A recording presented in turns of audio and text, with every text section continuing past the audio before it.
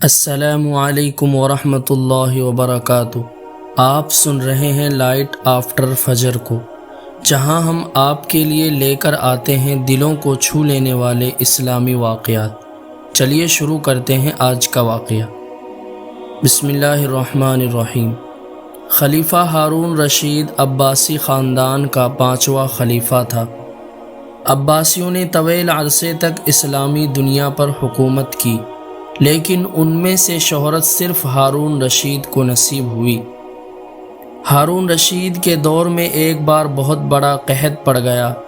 اس قحط کے اثرات سمرقند سے لے کر بغداد تک اور کوفہ سے لے کر مراکش تک ظاہر ہونے لگے۔ ہارون رشید نے اس قحط سے نمٹنے کے لیے تمام تدبیریں آزما لیے۔ اس نے غلے کے گودام کھول دیے، ٹیکس معاف کر دیے، پوری سلطنت میں سرکاری لنگر خانے قائم کر دیے اور تمام امراء اور تاجروں کو متاثرین کی مدد کے لیے کہا، لیکن اس کے باوجود عوام کے حالات ٹھیک نہ ہوئے۔ ایک رات ہارون رشید شدید ٹینشن میں تھا، اسے نیند نہیں آ رہی تھی۔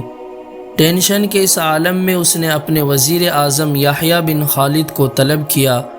یحییٰ بن خالد ہارون رشید کا استاد بھی تھا، اس نے بچپن سے بادشاہ کی تربیت کی تھی۔ ہارون رشید نے یحییٰ خالد سے کہا، استاد محترم، آپ مجھے کوئی ایسی کہانی یا کوئی ایسی داستان سنائیں جسے سن کر مجھے قرار آ جائے۔ یحییٰ بن خالد مسکرایا اور عرض کیا، بادشاہ سلامت، میں نے اللہ کے کسی نبی کی حیات طیبہ میں ایک داستان پڑھی تھی جو داستان مقدر ہے، قسمت اور اللہ کی رضا کی سب سے بڑی اور شاندار تشریح ہے۔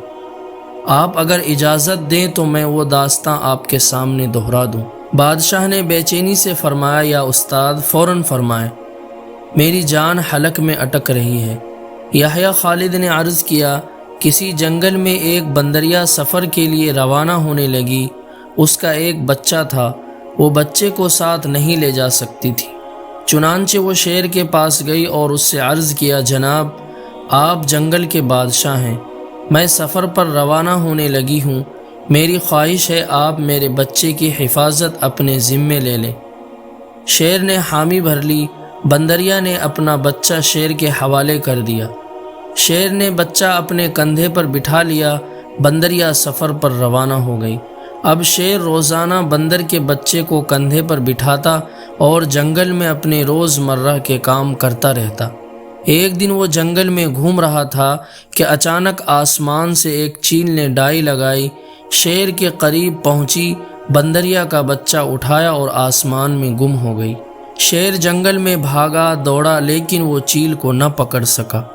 یحییٰ خالد رکا، اس نے سانس لیا اور خلیفہ ہارون رشید سے عرض کیا، بادشاہ سلامت۔ چند دن بعد بندریا واپس آئی اور شیر سے اپنے بچے کا مطالبہ کر دیا۔ شیر نے شرمندگی سے جواب دیا، تمہارا بچہ تو چیل لے گئی۔ بندریا کو غصہ آ گیا اور اس نے چلا کر کہا، تم کیسے بادشاہ ہو؟ تم ایک امانت کی حفاظت نہیں کر سکے، تم اس سارے جنگل کا نظام کیسے چلاؤ گے؟ شیر نے افسوس سے سر ہلایا اور بولا، میں زمین کا بادشاہ ہوں، اگر زمین سے کوئی آفت تمہارے بچے کی طرف بڑھتی تو میں اسے روک لیتا، لیکن یہ آفت آسمان سے اتری تھی اور آسمان کی آفتیں صرف اور صرف آسمان والا ہی روک سکتا ہے۔ یہ کہانی سنانے کے بعد یحییٰ بن خالد نے ہارون رشید سے عرض کیا، بادشاہ سلامت، قحط کی یہ آفت بھی اگر زمین سے نکلی ہوتی تو آپ اسے روک لیتے، یہ آسمان کا عذاب ہے، اسے صرف اور صرف اللہ تعالیٰ ہی روک سکتا ہے، چنانچہ آپ اسے رکوانے کے لیے بادشاہ نہ بنے، فقیر بنے، یہ آفت رک جائے گی۔ دنیا میں آفتیں دو قسم کی ہوتی ہے، آسمانی آفتیں اور زمینی آفتیں۔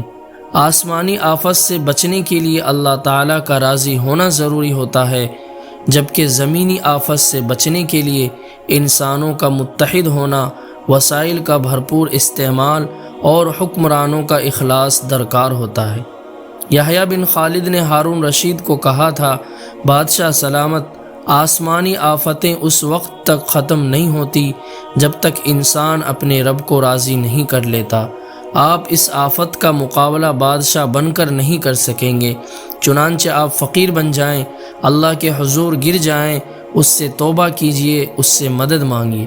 دنیا کے تمام مسائل اور ان کے حل کے درمیان صرف اتنا فاصلہ ہوتا ہے جتنا ماتھے اور جائے نماز میں ہوتا ہے، لیکن افسوس ہم اپنے مسائل کے حل کے لیے 7 سمندر تو جا سکتے ہیں، لیکن ماتھے اور جائے نماز کے درمیان موجود چند انچ کا فاصلہ طے نہیں کر سکتے۔